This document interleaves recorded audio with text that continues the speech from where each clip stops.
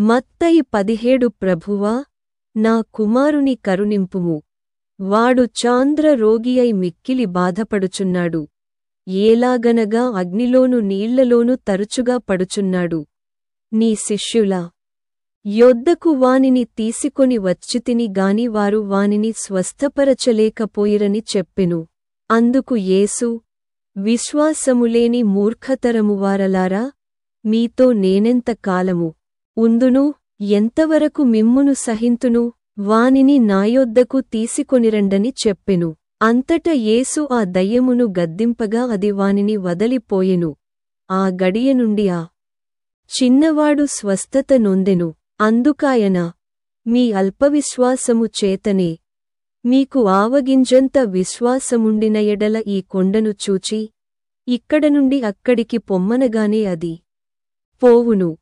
మీకు అసాధ్యమైనది ఏదియు నుండదని నిశ్చయముగా మీతో చెప్పుచున్నానని వారితో అనెను.